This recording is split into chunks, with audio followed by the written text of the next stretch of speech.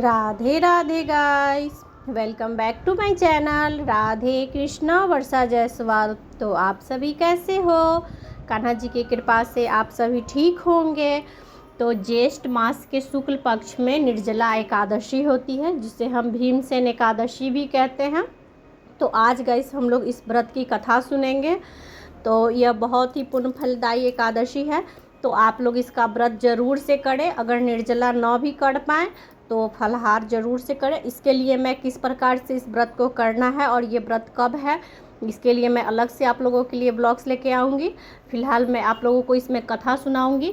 तो अब चलिए हम लोग कथा सुनते हैं। ज्येष्ठ मास के शुक्ल पक्ष की एकादशी, निर्जला एकादशी। तो बोलिए विष्णु भगवान की जय, लक्ष्मी माता की जय, कृष्ण कन्हैया की जय, राधा माता की जय, लड्डू गोपाल की जय, एकादशी व्रत की जय। जय जय श्री राधे, जय जय श्री राधे, जय जय श्री राधे। तो गाइस, कथा सुनने से पहले आप एक आसन बिछा लें और आसन पर बैठकर ही कथा सुने और हाथ में थोड़े से तिल और पुष्प रख लें, क्योंकि कथा खाली हाथ कभी भी नहीं सुननी चाहिए और ज़मीन पे भी बैठकर कथा नहीं सुननी चाहिए। तो आइए अभी हम लोग एकादशी व्रत की कथा सुनते हैं। युधिष्ठिर ने कहा, जनार्दन, ज्येष्ठ मास के शुक्ल पक्ष में जो एकादशी पड़ती है, कृपया उसका वर्णन कीजिए। भगवान श्री कृष्ण बोले, राजन, इसका वर्णन परम धर्मात्मा सत्यवती नंदन व्यास जी करेंगे, क्योंकि ये संपूर्ण शास्त्रों के तत्वों के और वेद ग्रंथों के पारंगत विद्वान है। अब व्यास जी कहने लगे, दोनों ही पक्षों की एकादशियों के दिन भोजन न करें। द्वादशी के दिन स्नान आदि से पवित्र हो फूलों से भगवान केशव का पूजन करें। फिर नित्य क्रम समाप्त होने के पश्चात पहले ब्राह्मणों को भोजन देकर अंत में स्वयं भोजन करें। राजन, जना शौच और मरना शौच में भी एकादशी को भोजन नहीं करना चाहिए। यह सुनकर भीमसेन बोले, परम बुद्धिमान पितामह, मेरी उत्तम बात सुनिए। राजा युधिष्ठिर, माता कुंती, द्रौपदी, अर्जुन, नकुल और सहदेव ये एकादशी को कभी भोजन नहीं करते तथा मुझसे भी हमेशा यही कहते हैं कि भीमसेन, तुम भी एकादशी को न खाया करो, किंतु उन लोगों से यही बात कहता हूँ कि मुझसे भूख नहीं सही जाएगी। भीमसेन की बात सुनकर व्यास जी ने कहा, यदि तुम्हें स्वर्ग की प्राप्ति अभिष्ट है और नरक को दूषित समझते हो तो दोनों पक्षों की एकादशी के दिन न भोजन न करना। भीमसेन बोले, महाबुद्धिमान पितामह, मैं आपके सामने सच्ची बात कहता हूँ। एक बार भोजन करके भी मुझसे व्रत नहीं किया जा सकता, फिर उपवास करके तो मैं रह ही नहीं सकता।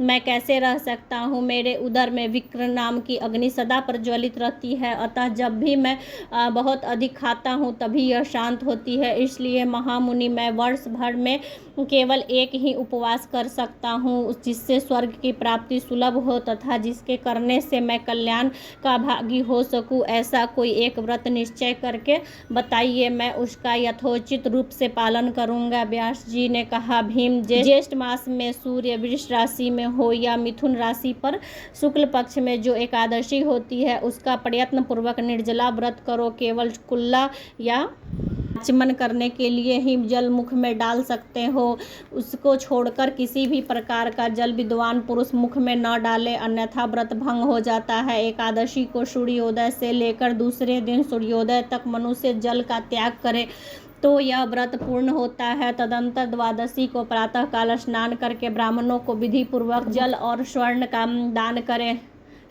दान करें। इस प्रकार सब कार्य पूरा करके जितेंद्रिय पुरुष ब्राह्मणों के साथ भोजन करें। वर्ष भर में जितनी एकादशियां होती है उन सब का फल निर्जला एकादशी के सेवन से पुरुष प्राप्त कर लेता है, इसमें तनिक भी संदेह नहीं है। शंख चक्र और गदा धारण करने वाले भगवान केशव ने मुझे कहा है कि यदि मानव सबको छोड़कर मात्र एक मेरी शरण में आ जाए और एकादशी का निराहार रहे तो वह सब पापों से छूट जाता है। एकादशी व्रत करने वाले पुरुष के पास विशाल काया, विशाल आकृति और काले रंग वाले दंड पाशधारी भयंकर यमदूत नहीं जाते। अनंत काल में पीताम्बरीधारी स्वयं स्वभाव वाले, हाथ में सुदर्शन धारण करने वाले और मन के समान वेगशाली विष्णुदूत आखिर इस वैष्णव पुरुष को भगवान के धाम ले जाते हैं। अतः निर्जला एकादशी को पूर्ण यत्न करके उपवास और श्री हरि का पूजन करें। स्त्री हो या पुरुष, यदि उनके उनमें मेरु पर्वत के बराबर भी महान पाप किया हो तो वह सब इस एकादशी व्रत के प्रभाव से भस्म हो जाता है। जो मनुष्य उस दिन जल का नियम से पालन करता है वह पुण्य का भागी होता है। उसे एक एक पहर में कोटि कोटि स्वर्ण मुद्रा दान करने का फल प्राप्त होता सुना गया है। मनुष्य निर्जला एकादशी के दिन स्नान, दान, जप, होम आदि जो कुछ भी करता है वह सब कुछ अक्षय हो जाता है। यह भगवान श्री कृष्ण का कथन है। निर्जला एकादशी का विधि पूर्वक उत्तम रीति से उपवास करके मानव वैष्णव पद को प्राप्त कर लेता है। जो मनुष्य एकादशी के दिन अन्न खाता है वह पाप का भोजन करता है। इस लोक में वह चंडाल के समान है और मरने पर दुर्गति को प्राप्त होता है। जो ज्येष्ठ मास के शुक्ल पक्ष की एकादशी को उपवास करके दान करेंगे वे परम पद को प्राप्त होंगे। जिन्होंने एकादशी का उपवास किया है ब्रह्म हत्यारे, शराबी, चोर तथा गुरुद्रोही होने पर भी सब पातकों से मुक्त हो जाता है। कुंती नंदन, निर्जला एकादशी के दिन श्रद्धालु स्त्री पुरुष के लिए जो विशेष दान और कर्तव्य विहित है उन्हें सुनो। उस दिन जल में शयन करने वाले भगवान विष्णु का पूजन और जलमयी धेनु का दान करना चाहिए अथवा प्रत्यक्ष धेनु या घृतमयी धेनु का दान करना उचित है। पर्याप्त दक्षिणा और भांति भांति के मिष्ठानों द्वारा यत्न पूर्वक ब्राह्मणों को संतुष्ट करना चाहिए। ऐसा करने से ब्राह्मण अवश्य संतुष्ट होते हैं और उनके संतुष्ट होने पर श्री हरि मोक्ष प्रदान करते हैं। इन्होंने श्रम, दम और दान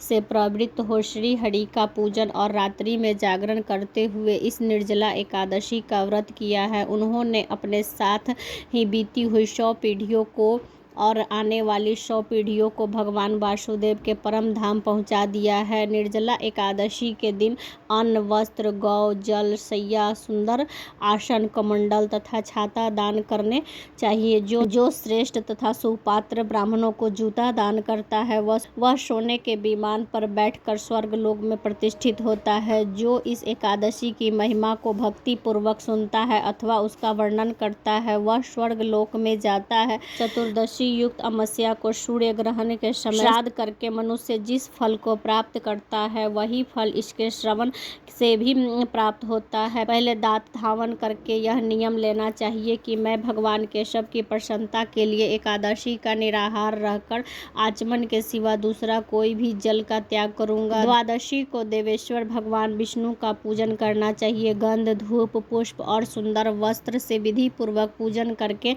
जल के घड़े का दान का संकल्प करते हुए निम्नांकित मंत्रों का उच्चारण करें। संसार सागर से तारने वाले देव हर्षिकेश, इस जल के घड़े का दान करने से आप मुझे परम गति की प्राप्ति करवाइए। भीमसेन, ज्येष्ठ मास के शुक्ल पक्ष की जो शुभ एकादशी होती है उसका निर्जला व्रत करना चाहिए। उस दिन श्रेष्ठ ब्राह्मणों को शक्कर के साथ जल के घड़े दान करने चाहिए। ऐसा करने से मनुष्य भगवान विष्णु के समीप पहुंचकर आनंद का अनुभव करता है। तत्पश्चात द्वादशी को ब्राह्मण भोजन कराने के बाद स्वयं भोजन करे। जो इस प्रकार पूर्ण रूप से पाप नाशनी एकादशी का व्रत करता है वह सब पापों से मुक्त हो आनंद में पद को प्राप्त होता है। यह सुनकर भीमसेन ने इस शुभ एकादशी का व्रत आरंभ कर दिया। तब से यह लोक में पांडव द्वादशी के नाम से भी विख्यात हुई।